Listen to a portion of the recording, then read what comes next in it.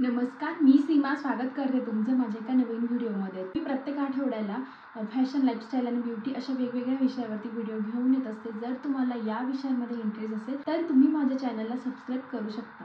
तर आज आपण बघणार आहोत केसांच्या वाढीसाठी काही टिप्स। मला एक कमेंट आलेली की माझे केस खूप गळत आहे आणि त्याच्यावरती काही उपाय सांगा म्हणून।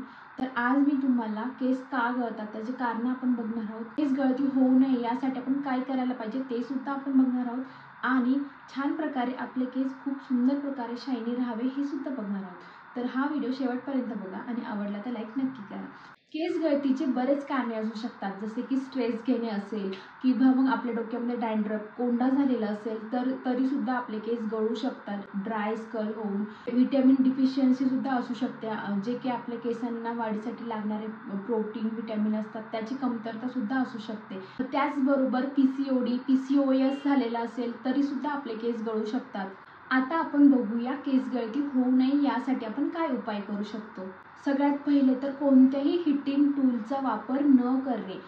समजा इन केस तुम्हाला खूपच घाई आहे, बाहेर जायचंच आहे, हिटिंग टूलचा म्हणजे केस सुकवायचे, त्यासाठी तुम्हाला हेअर ड्रायर यूज करायचं आहे, त्यासाठी तुम्ही काय करू शकता, हीटच्या ऐवजी तुम्ही कूल सेटिंग येते त्याचा उपयोग करून आपले केस सुकवू शकता। किंवा मग कर्ली करायचे, तुम्हाला केस थोडंसं स्टायलिंग करायचं आहे तर त्यासाठी तुम्ही जे काही हिटिंग स्प्रे येतात त्याचा उपयोग करून मग नंतरच तुम्ही कोणत्याही प्रकारचं हेअर स्टायलिंग करायला पाहिजे, जेणेकरून तुमचे केस ड्राय होत नाही किंवा डॅमेज होत नाही। दुसरी गोष्ट म्हणजे शॅम्पू। तर आता मार्केटमध्ये खूप वेगवेगळ्या प्रकारचे शॅम्पू अवेलेबल आहे। खूप आपण कन्फ्यूज होऊन जातो की कोणता घ्यावा। प्रत्येकाचं म्हणजे एक याच्यामध्ये मिल्क आहे, याच्यामध्ये ओट मिल्क आहे, याच्यामध्ये हे ते असं कंपनीने मेन्शन केलेलं असतं, पण आपण कोणता शॅम्पू यूज करायला पाहिजे। आता प्रत्येकाला वेगवेगळा शॅम्पू सूट होतो। आता मला जो सूट होईल तो तुम्हाला होईल याचे काही हे नाही आहे, तर त्यामुळे आपण आपल्याला सूट करेल असा शॅम्पू आणि खूप माइल्ड शॅम्पू आपण यूज करायला पाहिजे। जसं की आता तुम्ही बेबी शॅम्पू सुद्धा यूज करू शकता। मी माझ्या केसांना बेबी शॅम्पूच यूज करते। आता तो कोणत्याही ब्रँडचा तुम्ही घेऊ शकता, जो तुम्हाला आवडेल किंवा जो तुम्हाला परवडेल तो तुम्ही घ्या। अजून एक गोष्ट म्हणजे आपण झोपताना केस मोकळे सोडून झोपतो, जे की चुकीचं आहे। आपण असं नाही करायला पाहिजे। आपण छान प्रकारे एखादी पोनी घालून म्हणा किंवा मग ब्रेड म्हणजे वेणी घालून छान झोपायला पाहिजे, जेणेकरून आपल्या केसांची ओढताण होऊन तुटण्याची शक्यता राहणार नाही।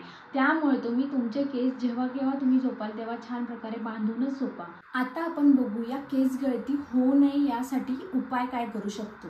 आपण बऱ्याच वेळेस घाईमध्ये असतो आणि आठवड्यातून एकदा बरेच जण एकदाच केस धुणं प्रिफर करतात, पण आठवड्यातून आपण 2 वेळेस केस धुवायलाच पाहिजे। छान प्रकारे आपल्या केसांमध्ये जे डर्ट जमा झालेले असते ते आपलं क्लीन व्हायलाच पाहिजे। त्यामुळे आपण आठवड्यातून किमान 2 वेळेस तरी शॅम्पू करायला पाहिजे। जेव्हा केव्हा आपण शॅम्पू करतो त्याच्या 1 दिवस आधी किंवा 2 तास आधी तुम्ही केसांना ऑइलिंग करायलाच पाहिजे, कारण की आपण अगदी ड्राय केसांवरती शॅम्पू अप्लाय केला तर अजून आपले केस ड्राय पडतात।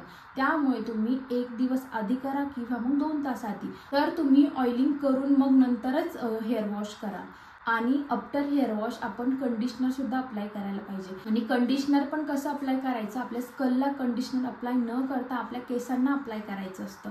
तर आणि जर समजा इन केस तुमचं विसरून गेलं कंडिशनर अप्लाय करणं, तर त्यानंतर तुम्ही हेअर थोडेसे सुकल्यानंतर म्हणजे जेव्हा आपले केस थोडेसे ओले राहतात तेव्हा तुम्ही हेअर सिरम अप्लाय करायला पाहिजे। आता मार्केटमध्ये बऱ्याच ब्रँडचे हेअर सिरम आहे, तुम्हाला जो सूट करेल तो तुम्ही नक्कीच बाय करा एखादा आणि हेअर सिरम सुद्धा अप्लाय करत जा, जेणेकरून जेव्हा केव्हा तुम्हाला कोंब करायचं आहे तेव्हा तुम्ही हेअर सिरम अप्लाय करायचा आधी, मग नंतर कोंब करायचा। एकदम सॉफ्ट आपले केस होतात आणि बिलकुल गुंता वगैरे काहीच राहत नाही। छान प्रकारे आपले हेअर कोंब होतो आणि केस सुद्धा तुटत नाही आणि गळत नाही। आणि सगळ्यात महत्त्वाची गोष्ट म्हणजे आठवड्यातून जर जमलंच तुम्हाला तर एखादा हेअर मास्क अप्लाय करा। आता कोणताही हेअर मास्क घ्या, तुम्ही दह्याचा हेअर मास्क लावू शकता, म्हणजे अंड्याचा हेअर मास्क तुम्ही लावू शकता, किंवा मग ॲलोवेरा, सिंपली फक्त ॲलोवेरा घ्यायचं, तुमचं जे ऑइल तुम्ही लावणार आहे त्याच्यामध्ये मिक्स करून तसा सुद्धा लावू शकता, तो सुद्धा तेवढंच बेनिफिट देणारा हेअर मास्क आहे। जो तुम्हाला इझी वाटेल तो तुम्ही हेअर मास्क अप्लाय करा। असे हेअर मास्क अप्लाय करा ज्याने आपल्या केसांना छान प्रकारे प्रोटीन मिळेल, असा हेअर मास्क तुम्ही अप्लाय करा। आता हे झालं टॉपिकल ॲप्लिकेशन। आता आपण बघूया पोटामधून आपण काय खाल्ल्याने छान प्रकारे आपले केस सुंदर सिल्की शायनी राहतील। तर सगळ्यात महत्त्वाचं म्हणजे आपण छान प्रकारे सगळ्या पालेभाज्या खायला पाहिजे। आता हे म्हणायला खूप सोपं आहे, पण थोडंसं सगळ्यांनाच पालेभाज्या नाही आवडत, तर त्यासाठी तुम्ही पालेभाज्यांच्या वेगवेगळ्या रेसिपीज ट्राय करू शकता। आपण पालेभाज्या खायलाच पाहिजे। असे काही पदार्थ असतात जे आपल्या केसांच्या वाढीसाठी खूप इम्पॉर्टंट असतात, जसे की कढीपत्ता म्हणा, मोहरी म्हणा, जवस, तीळ, मोहरी, या सगळ्या गोष्टींचं आपण डेलीच्या आहारामध्ये सेवन करायला पाहिजे, जेणेकरून आपल्या केसांची जी हेल्थ असते ती पूर्ण आतूनच छान प्रकारे राहते। मग नंतर आपल्याला टॉपिकल ॲप्लिकेशन कमी करायला लागतं। जर आपण नेहमीच या गोष्टींचा आहारामध्ये समावेश केला तर नक्कीच आपल्याला टॉपिकल ॲप्लिकेशन सुद्धा कमी करायला लागतं। आणि एक गोष्ट लक्षात घ्या, 80% हे आपल्या पोटातून असतं सगळ्या गोष्टींचं, आणि मग नंतर 20% राहिलेलं टॉपिकल ॲप्लिकेशनना आपलं कोणतीही गोष्ट हील होत असते। त्यामुळे तुम्ही नेहमीच तुमचा डाएट प्रॉपर ठेवायला पाहिजे। तुमची स्किनचे प्रॉब्लेम असतील, तुमचे हेअर प्रॉब्लेम असेल किंवा कोणताही प्रॉब्लेम असेल तुमचा, तर तुमचा डाएट तुम्ही छान मेंटेन केला तर तुमचा तो 80% जो काही प्रॉब्लेम इश्यू झालेला असतो तो तुमचा सॉल्व्ह होतो। त्यामुळे आपण आपला डाएट त्या पद्धतीचा सेट करायचा, जेणेकरून आपले जे हेअर फॉल होतोय ते हेअर फॉल थांबण्यासाठी आपण टॉपिकल ॲप्लिकेशनपेक्षा आपण कन्झ्युम करायला पाहिजे या सगळ्या गोष्टी। आपण बघूया की आपण कोणत्या चुका करतो। सगळ्यात महत्त्वाचं म्हणजे पुरेशी झोप घेणं। तुम्हीच बघा ना, आपण डॉक्टरांकडे कोणत्याही आजाराशी रिलेटेड गेलो तर डॉक्टर आपल्याला काय सांगतात की छान प्रकारे झोप घ्या। कोणत्याही आजाराचं निदान हे बऱ्यापैकी झोपेमध्ये सुद्धा असतं, तर आपण छान प्रकारे पुरेशी झोप घ्यायला पाहिजे। आता मी माझं उदाहरण तुम्हाला सांगते। माझं बऱ्याच काही दिवसांपासून ती म्हणजे स्टायलिंग, जे काही माझी लाईफस्टाईल आहे ती पूर्ण चेंज होऊन गेली। मी रात्री 12-12, 1-1 वाजेपर्यंत जागायला लागले। अजून सुद्धा वेळ होत होता मला, म्हणजे 2-3 असं सुद्धा होत होते। तर माझ्या स्किनला मला खूप स्किन इश्यू व्हायला लागले, स्किनवर पिंपल्स यायला लागले किंवा माझे पण हेअर फॉल व्हायला लागले। पण आत्ता थोडंसं अगदीच 15 दिवस झाले मी चेंज केलं ते। रात्री लवकर झोपणे, सकाळी लवकर उठणे, या सगळ्या गोष्टी मी ट्राय केल्या, तर हे प्रॉब्लेमसुद्धा हळूहळू जायला लागले। त्यामुळे मी तुम्हाला एकच सजेस्ट करेन की छान पुरेशी झोप घ्या।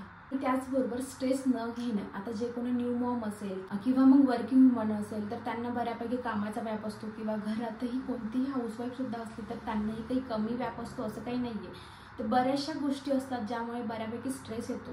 तर आपण अशा पद्धतीचं काही कामं करायला पाहिजे जेणेकरून ज्याने आपल्याला छान वाटेल। ग्रूमिंग केल्यावर खूप छान वाटतं, कोणाला गार्डनिंग केल्यावर छान वाटतं। जसं की मला गार्डनिंग केलं की माझा पूर्ण स्ट्रेस जातो। तर असे वेगवेगळे काही आपले छंद असेल ते जोपासा। दिवसातून अर्धा ते 1 तास आपल्या स्वतःसाठी सुद्धा काढा, जेणेकरून आपण स्वतःकडे सुद्धा तेवढंच लक्ष देऊ शकू।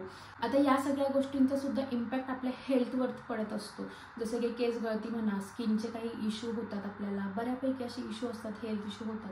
त्यामुळे आपण आपली लाईफस्टाईल सुद्धा चांगली ठेवायची, डाएट चांगला ठेवायचा, आणि टॉपिकल ॲप्लिकेशनमध्ये स्किन केअर प्रोडक्टसुद्धा त्या पद्धतीचे चांगले निवडायचे। तर हा व्हिडिओ तुम्हाला कसा वाटला कमेंट करून कळवा, आणि अजून अशा छान छान टिप्ससाठी माझं चॅनल सबस्क्राईब नक्की करा। व्हिडिओ शेवटपर्यंत पाहिला त्याबद्दल खूप खूप थँक्यू।